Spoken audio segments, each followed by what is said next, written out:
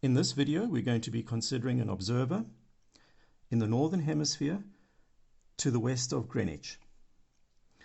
We have our spherical triangle comprised of the elevated pole, in this case the north pole because the observer is in the northern hemisphere, the dead reckoned position of the observer, and the geographic position of the sun.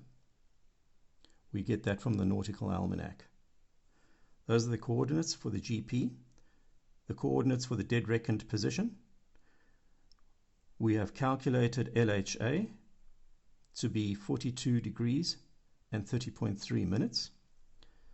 We have an observed altitude angle, HO, of 51 degrees and 18.0 minutes.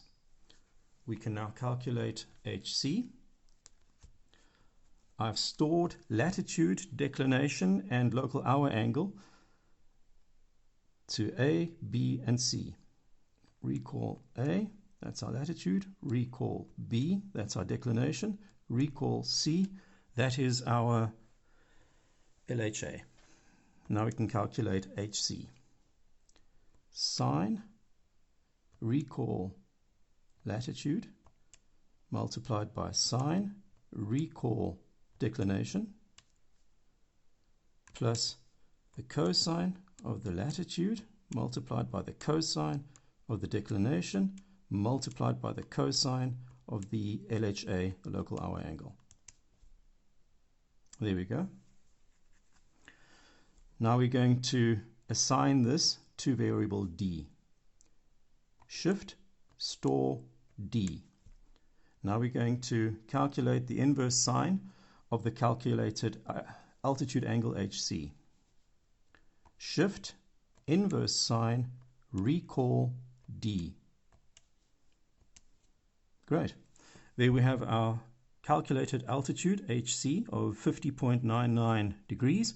Let's just get that into degrees and minutes.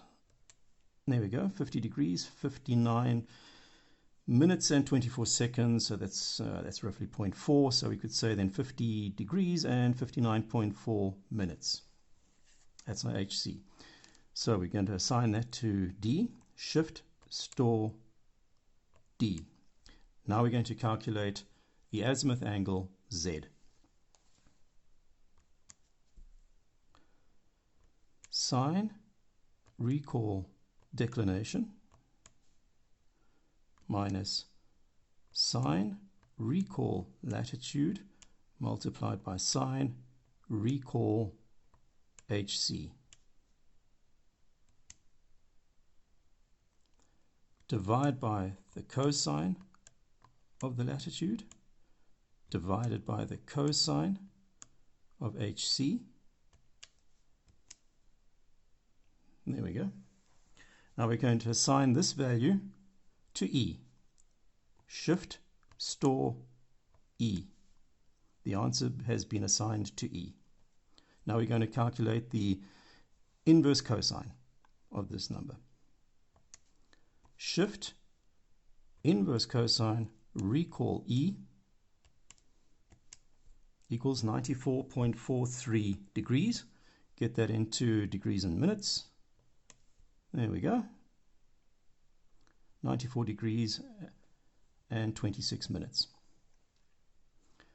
Now we're going to assign that to E. Shift, store, E. Now we're going to calculate true azimuth. In this case, true azimuth is fairly simple to calculate. It's 360 degrees minus Z. So let's try that.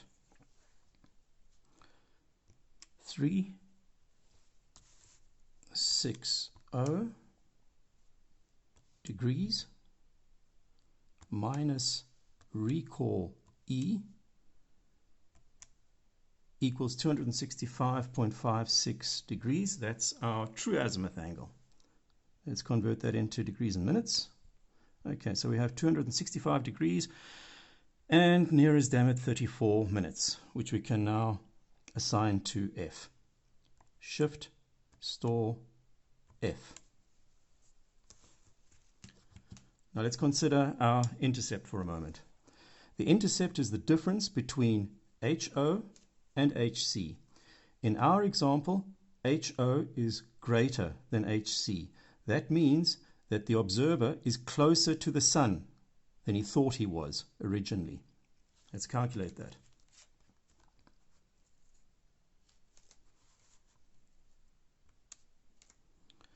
We have HO,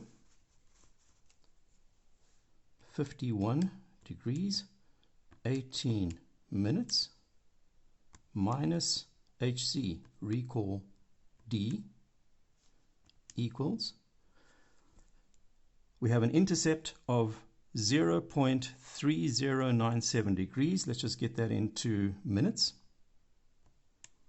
There we go. 18 minutes and 35 seconds, so that's a little bit more than 18.5 minutes, but 18.5 will do fine. Okay. Our observer is 18.5 nautical miles closer to the GP than he thought he was.